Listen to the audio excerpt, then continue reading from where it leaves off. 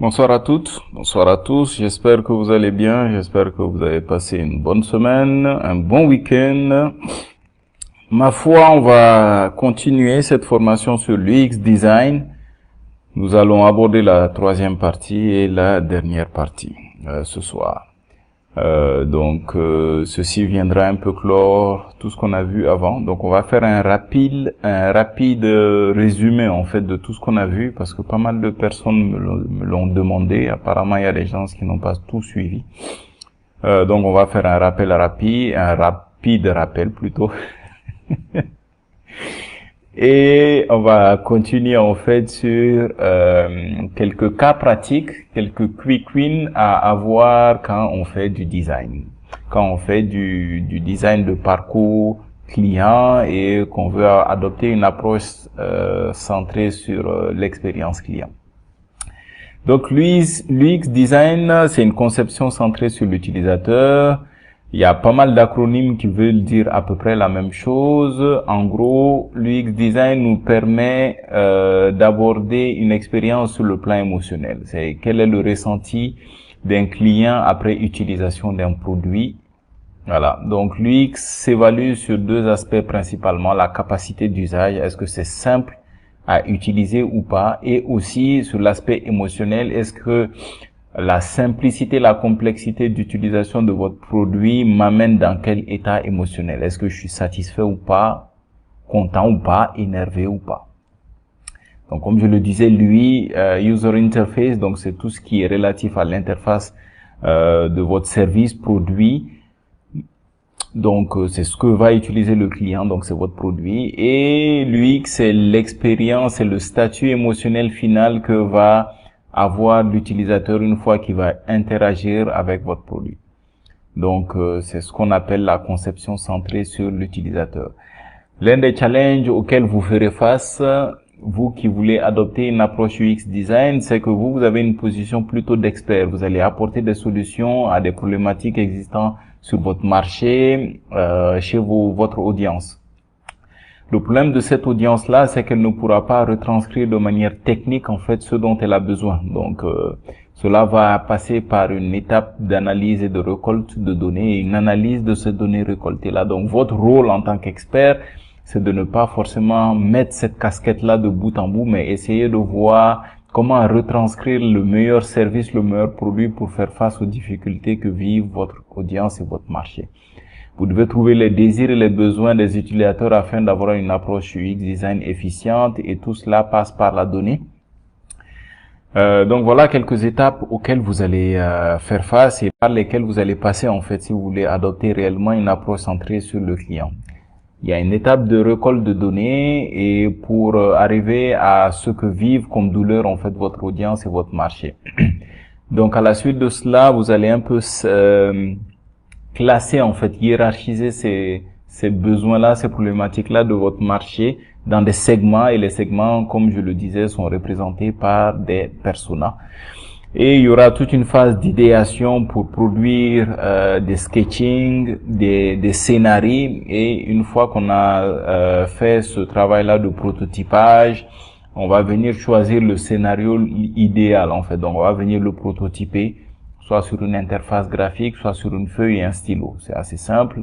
C'est un travail d'équipe en fait, pour qui veut adopter une démarche centrée sur le client. Donc c'est une démarche d'équipe.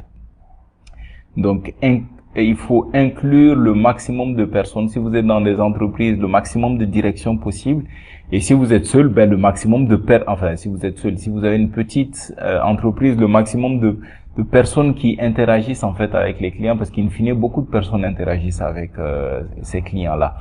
Ou la bonne idée peut venir de n'importe qui. Donc n'hésitez pas à inclure le maximum de personnes. Ce n'est pas un travail qui prendra forcément du temps, mais le résultat est extrêmement important. Donc adoptez cette démarche-là et vous serez réellement satisfait. Comme je le disais, il y aura toute une phase de récolte de données, donc c'est ce qu'on appelle le post-it trail. C'est un tableau de post-it qui viennent répertorier les différents besoins, les différentes problématiques de votre audience, et une fois que vous avez tout cela, le travail de sketching et de design va réellement commencer. Donc le cas d'étude, comme je le disais ici, c'était un jeu de combat Street Fighter que j'ai nommé Code Fighter. C'est un jeu dont le code est accessible en fait sur GitHub. Donc allez sur GitHub, récoltez les données, enregistrez votre fichier en .html et amusez-vous dessus. C'est un petit jeu que j'ai créé. Donc voilà, la planification, il est toujours bien d'avoir une vue d'ensemble avant de commencer tout travail, qu'il soit du design ou pas. Donc ça c'est la même approche de l'UX design mais de manière un peu plus imagée. On va récolter des données pour caractériser les douleurs et ces douleurs-là seront spécifiques à certaines cibles, à certains segments. Et une fois qu'on aura tout cela, on va faire un travail d'idéation pour savoir quelle proposition, quelle solution va venir répondre à ces difficultés-là. Et in fine, une fois qu'on a ces scénarios, on va venir choisir le prototype idéal, le scénario idéal. Donc la sélection de personnages pour notre cas d'étude qui était la création d'un jeu de combat. Donc là, on a déjà une interface graphique qui existe. Donc l'idée est de savoir en fait sur le premier écran quelles sont les choses indispensables, des choses importantes qu'il va falloir afficher au client en fait, à l'utilisateur. Donc il y a la sélection du joueur 1 et 2 et excusez-moi.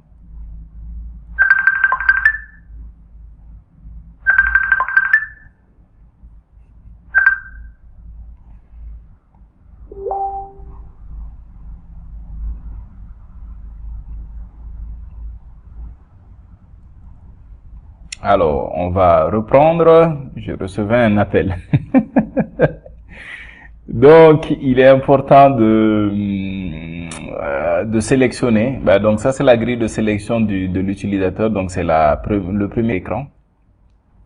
Et l'autre écran, c'est l'écran de combat. Donc, comment venir structurer l'information pour venir répondre à ce besoin-là de quelqu'un qui veut créer un jeu de combat à usage de client, en fait.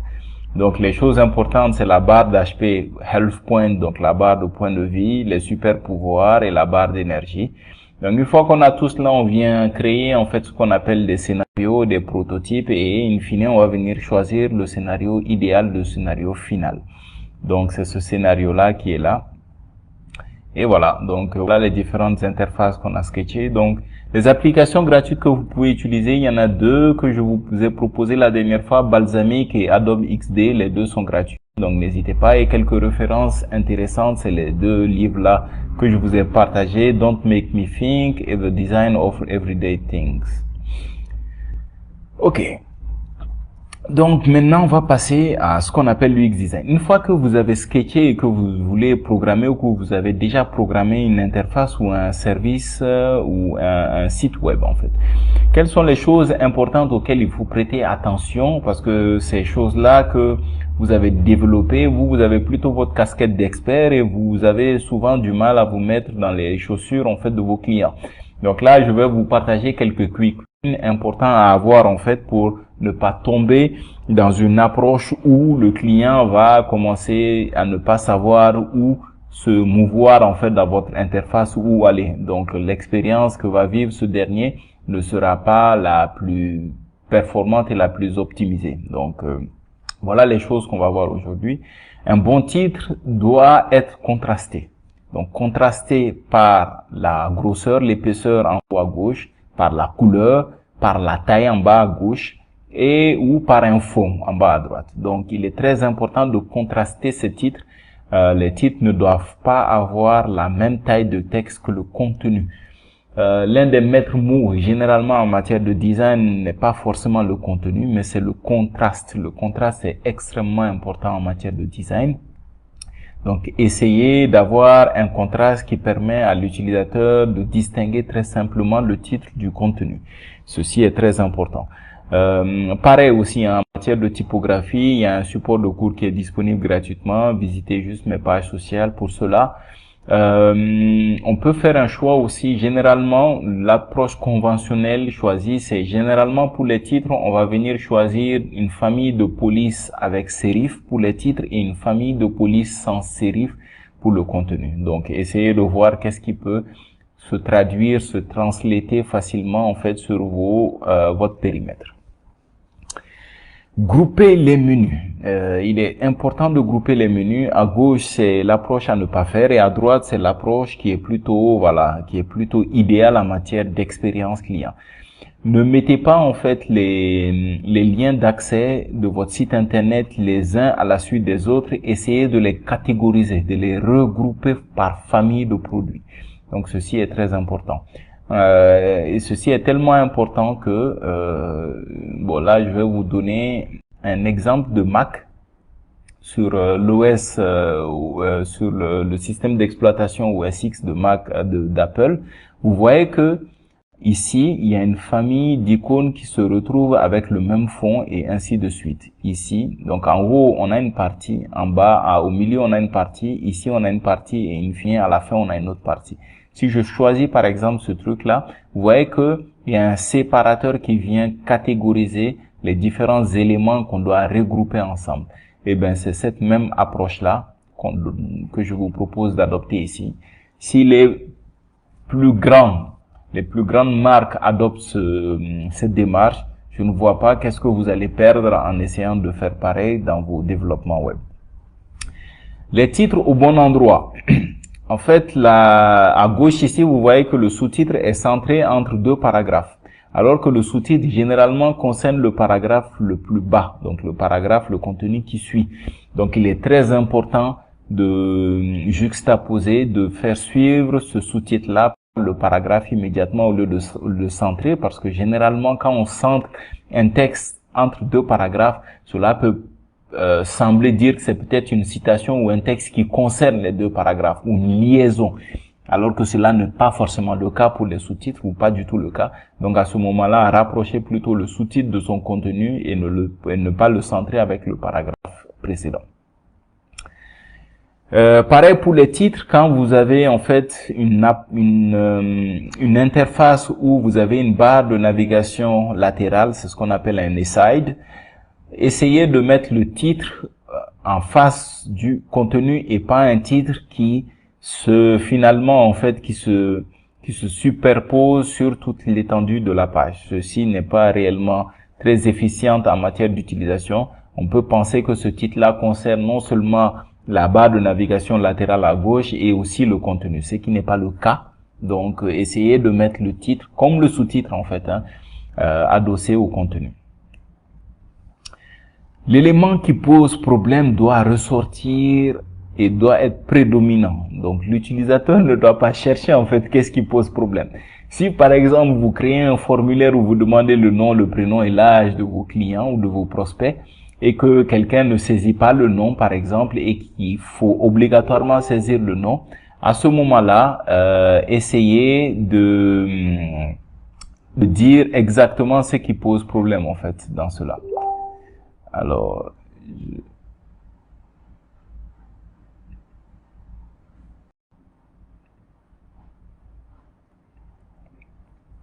excusez-moi. Donc voilà, donc n'hésitez pas. Alors, je pense avoir quelques commentaires. Non, c'est bon. Ok. Donc l'erreur doit être prédominante en fait. L'utilisateur ne doit pas chercher réellement qu'est-ce qui pose problème. Donc n'amenez pas vos utilisateurs dans une gymnastique visuelle ou intellectuelle. L'approche UX c'est une approche qui fait poser le moins de questions possible à votre utilisateur. Donc voilà. Donc ici à gauche, c'est déjà pas mal en fait, on a une interface qui est plutôt sobre, pas mal, l'information est bien structurée, bien hiérarchisée, mais on peut faire mieux. Dans l'absolu, on peut toujours mieux faire. Donc c'est pour cela que mettez réellement de manière prédominante la partie qui pose problème. Don't Make Me Think, c'est le titre du livre de la dernière partie que je vous proposais à lire et je vous propose quelques contenus de ce livre-là. Où je suis, la barre de navigation. Généralement, toute interface web contient une barre de navigation, qu'elle soit latérale ou horizontale. Indépendamment du type de la navigation, il est important de montrer d'un coup d'œil en fait à l'utilisateur où est-ce qu'il se trouve dans cette barre de navigation. Donc vous voyez que par exemple en haut à gauche le menu 3 est le menu prédominant. Par exemple, il y a le menu 2 ici en haut à droite qui est vert. On peut utiliser des triangles ou un soulignement ou même un fond noir en fait en bas à gauche, à droite plutôt, et en bas à gauche toujours un triangle pour placer avant le menu. Ceci est extrêmement important en fait parce que l'utilisateur d'un coup d'œil doit savoir où est-ce qu'il se trouve dans votre site internet. Et votre site internet, plus il grossira, plus il grandira, plus il s'enrichira, et plus il sera un peu complexe souvent pour des gens qui ne sont pas familiers avec vos interfaces de se mouvoir en fait dans votre site internet.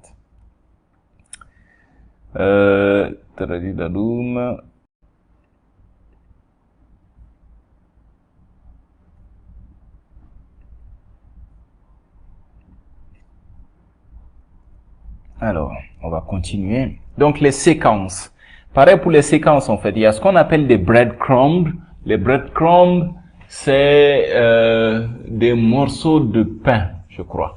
Donc, breadcrumbs, pour simplifier, en fait, généralement sur des sites, juste en bas de la navigation principale, vous avez tout un alignement de petits liens qui permet à l'utilisateur de savoir exactement dans la structuration et la hiérarchisation de votre site internet où est-ce qu'il se trouve. Donc, ceci peut être important. Alors, l'adoption du breadcrumb, je vous propose de brainstormer dessus. Souvent, les designs ne sont pas assez flexibles pour permettre une intégration simple de cela. Donc, à vous de voir, mais en tout cas, ceci peut être une bonne idée. Néanmoins, le séquencement est extrêmement important. Par exemple, si vous avez des formulaires qui doivent se remplir dans une certaine séquence, en fait, dans un certain ordre, il est extrêmement important de savoir, de montrer de manière prédominante, en fait, les séquences remplies et validées par le client et les séquences sur lesquelles, restantes ou sur lesquelles l'utilisateur est. Par exemple, là, on peut se dire que la séquence 1 et 2 sont validées, alors que la séquence 3, l'utilisateur est en train de remplir cette séquence-là. Donc, ceci est très important. La simplification de la recherche. Ceci aussi est un aspect extrêmement important, à tel point que notre très cher Google l'a adopté. Si je tape par exemple, voilà, bon, dans les Eric le plus connu, c'est ce farfelu de Zemmour. Je vais garder mes sentiments pour moi concernant ce monsieur. Alors, si je tape Eric Academy, par exemple, et vous allez voir que Google me propose tout un tas de choses. En fait, si je tape Mali, voilà, vous voyez que Google me propose en fait des mots qui peuvent me permettre de finir ma recherche. Ceci est toujours plus sympa que de venir juste me proposer le mot Mali ici que je tape sans réellement d'idée. Et une chose, voilà, allez, bon, c'est un petit aparté. On retombe dans le domaine du marketing. Imaginons que vous vous lancez dans l'esthétique et vous voulez ouvrir un salon d'esthétique en fait, et que vous voulez savoir est-ce que la pédicure est quelque chose qui est très souvent recherché par vos clients. Vous tapez juste pédicure et vous allez voir en fait tout un tas de mots-clés qui sont recherchés par Google au Mali et en anglais. Voilà, vous voyez le Mali ici. Bon, moi, mon Google est en anglais. Donc, toutes les personnes anglophones, en fait, voilà ce qu'elles recherchent. Donc, pédicure near me, pédicure meaning, kit, et ainsi de suite. At home, et ainsi de suite. Donc, ça, c'est pour vous permettre d'analyser votre audience de manière rapide. Donc, pour cela, mettez Google en français et vous allez pouvoir... voilà, vous allez pouvoir savoir en fait quels sont les mots-clés recherchés par vos utilisateurs. Alors, j'espère que tout se passe bien niveau son. Aujourd'hui, je ne l'ai pas testé et je reçois beaucoup d'appels. On va continuer. Pareil, le hover. Le hover, c'est une sorte d'interaction au survol de la souris. Il est toujours mieux d'indiquer à l'utilisateur où est-ce qu'il se situe en fait dans votre sélection. Donc là, par exemple, le fond de ma sélection est noir, donc ça, c'est toujours plus sympa. Non au placeholder. Le placeholder, c'est un attribut HTML qui permet d'indiquer, en fait, de donner des indications il est beaucoup utilisé sur les inputs HTML et surtout les inputs texte de type password. Ça veut dire quand on veut taper un mot de passe, on donne des informations à l'utilisateur pour dire par exemple le nombre de caractères, où est-ce qu'il faut des majuscules, minuscules et des caractères spéciaux. Pour cela, généralement les gens utilisent l'attribut placeholder. En fait, en matière d'UX, ce n'est pas forcément efficient ni optimisé, puisque une fois que l'utilisateur va cliquer en fait dans le input tab, dans l'endroit où saisir son mot de passe, en fait ce texte va disparaître. C'est pour ça il est important de ramener ce texte juste en bas de l'input texte pour que ce texte ne disparaisse pas, puisque c'est une indication extrêmement importante pour que l'utilisateur ne se trompe pas. Donc n'utilisez pas le placeholder, c'est réellement pas efficient en matière du UX design. J'aime bien cette page. Qu'est-ce qui se passe ici? Alors, ça c'est des petits screenshots que j'ai vus ça et là, et ils sont très souvent utilisés par les opérateurs télécoms. Généralement, on essaie de retranscrire le forfait restant en nombre de secondes. Bon, je sais pas si cela vous parle, en tout cas pas à moi, et ce n'est pas très efficient. Essayez de convertir en fait les secondes en nombre, en unité de valeur élevée, la plus lisible côté client, en minutes ou en heures. Cela est plus simple en fait à lire. Pareil pour un forfait s'épuise dans 143 jours. 143 jours, ça ne me dit pas grand chose en fait. Est-ce que 143 jours, ça se rapproche plutôt de 5 mois et combien de semaines et combien de jours? Ça c'est plus parlant. Et vous avez 1 milliard d'octets. Bon, là c'est même plus d'1 milliard. Là je pense qu'on est à plus d'1 téra et 200 gigas. Donc voilà, donc essayez de convertir en fait les unités que vous allez exposer à vos clients. C'est toujours mieux en fait que de donner une chaîne de valeur qui est très élevée en fait et qui est finalement pénible à lire. L'accessibilité est le maître mot quand on fait de l'UX design. L'élément qui pose problème, mettez votre ID. Souvent l'ID ne parle pas à beaucoup de personnes. ID veut dire identification, donc c'est le raccourci du mot identification en anglais, donc que les gens utilisent beaucoup dans les formulaires. Donc mettez votre ID, sauf que voilà, il peut être mieux de mettre un petit point d'interrogation. C'est très souvent utilisé par Google, même Facebook en fait l'utilise souvent. Donc au survol de la souris, on a une petite infobulle qui vient expliquer ce que veut dire ID en fait. Donc ceci est toujours beaucoup plus sympa en fait côté client. Misez sur l'avenir et utilisez la norme HTML5.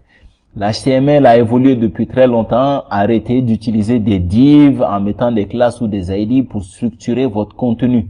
Utilisez les balises natives HTML5.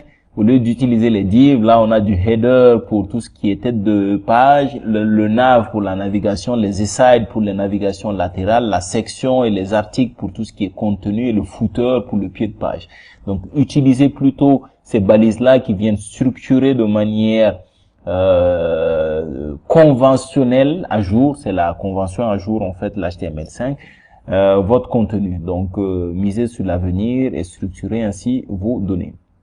Mettez en évidence les erreurs. À gauche, on met en évidence les erreurs puisqu'on a mis les erreurs sont en rouge et on a mis les erreurs en rouge en fait. Donc c'est plutôt pas mal, mais on peut faire mieux.